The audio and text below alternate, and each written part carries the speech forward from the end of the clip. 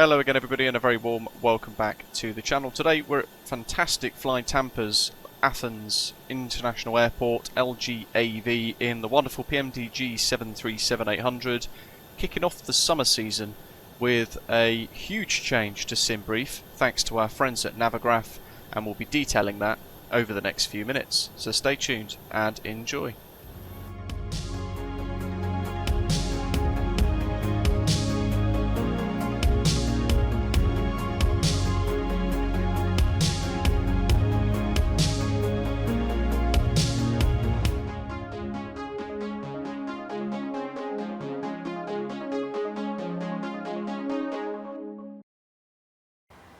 So, a very warm welcome on board. Hit like, hit subscribe if you're new to the channel, and share your thoughts down in the comments section below. Navigraph, of course, now own and run and maintain SimBrief, and it's come on leaps and bounds over the last couple of months, if not the last year or so, since they've taken it over, and it has turned into a wonderful planning tool that we enjoy in the sim. It was great before, it's now a whole nother level, and today, 28th of May 2024, a massive change is coming, and that is performance calculations. So over the last month or so we've been enjoying some of this stuff here, the weather data, weather and NOTAM information, and we've been making good use of all of that, and it's been really quite useful to kind of dig into a lot of this, working out the nat tracks for oceanic crossings and all the rest of it, getting the NOTAMs and getting the weather. But there is now going to be a new tab. You can see there it says Performance and Tools. And in some of the aeroplanes, like the PMDG 737s, we've been using VAS Airplane Toolbox as a means to program our performance calculations, so get the right data for the aeroplanes that we're using. But that is not really needed anymore thanks to this massive change. So assuming you've planned your route using SimBrief, when you head into the landing and performance calculation tab here, you can populate from your previous flight, i.e. today we're going Athens to a remarkably nice new Santorini scenery. By clicking populate from last flight, it pulls in the aircraft type we're using, the airframe profile that we're using, and the airport runway, all the rest of it as well. So you can see our takeoff weight of 63,830 kilograms. And we want optimum flaps, optimum thrust, bleed we can turn to offer on auto, anti-ice as well, so if we're winter ops for example, we might have engine and wing anti-icing for takeoff, or whatever the scenario is, we can select those, and we can tweak the weather. Wet runway would denote wet, so on and so forth.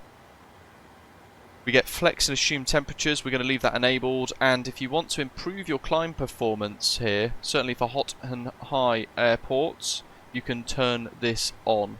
We're going to disable that and hit calculate, and on the right hand side we now get our performance calculations. You can change raw output. We get a really nice kind of runway indication there with takeoff distance available, all that sort of stuff. In the formatted section though, just so we have a more common output, we've got our aircraft information at the top, all of our weights, and you can see here it's recommending flap setting 5, thrust profile 1, and an assumed temperature of 46, giving us those V speeds there. V1 139, rotate 139, V2 145. So we can go ahead and put all of that into the aeroplane, and you can see there it's giving us our latest reject point and our stop distance if we do abort the takeoff on the left, and the conditions there showing a headwind of 3 knots, crosswind of 5 knots, and the runway bearing of 032 degrees for 03 right. It's really neat. Now just as we work through our engine start sequence, we can have a look at this other option right at the bottom. We're not going to deal with landing performance just yet, we'll talk about that in a short while, but we also have another option here that says routes between airports. So if you're using a prop aircraft, you can select prop. If you're using jet, you can select jet, and you can configure whatever routes you want really. You can click search, and it will give you, depending on what air rack you have installed, the most preferred route at the top. In this case, blue indicates a Eurocontrol validated route and flight plan. And you can copy that by clicking copy route. You can click analyze route, all the rest of it, and put that into a new routing. Same with, for example, if you just wanted to have a little look at EGLL to KJFK, throwing it really under a bit of pressure, hit search.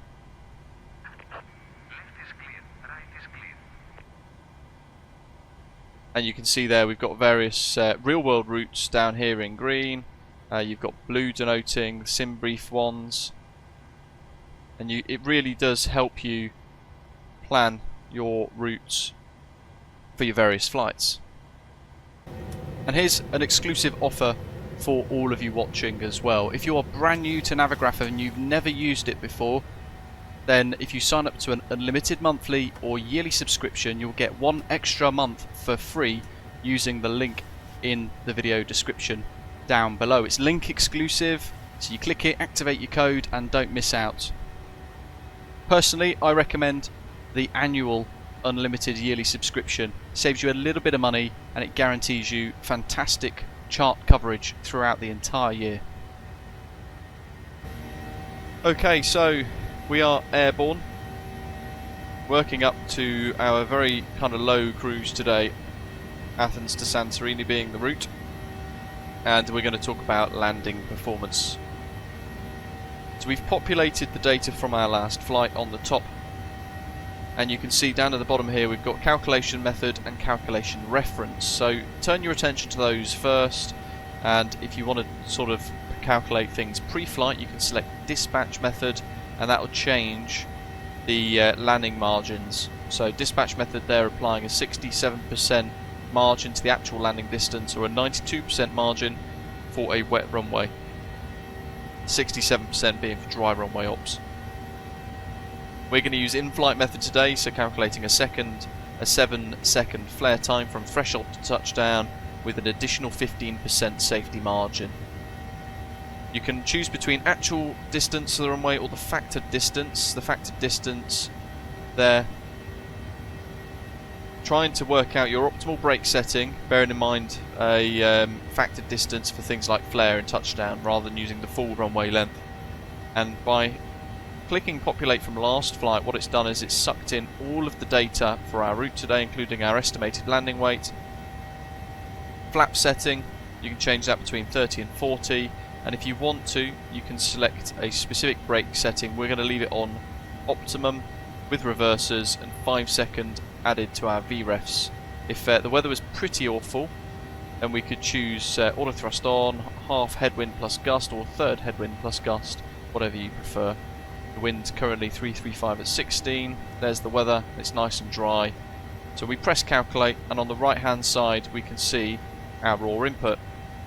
So max auto brake would give us an actual distance, kind of half the runway.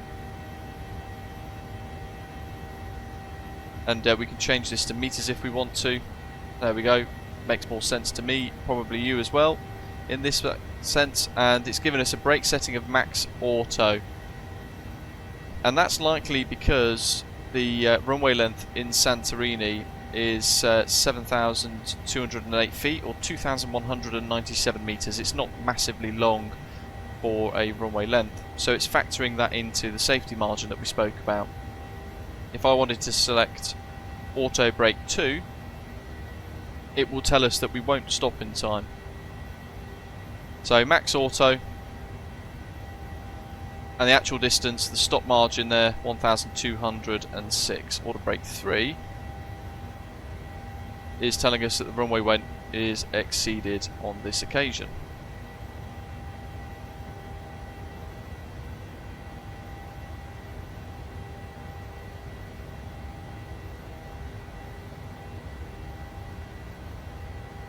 So we're going to leave it set to that. And you can see here the landing limitations. We're limited by our maximum landing weight, but the runway length is sufficient.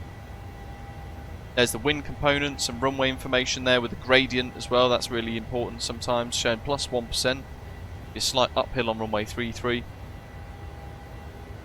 And the factored distance, 1,656 meters, giving us a margin of 541 meters to stop. Headwind of 16 knots, Really nice kind of runway visual indications here, to be fair. I think I really do like those. And that's it. Super simple.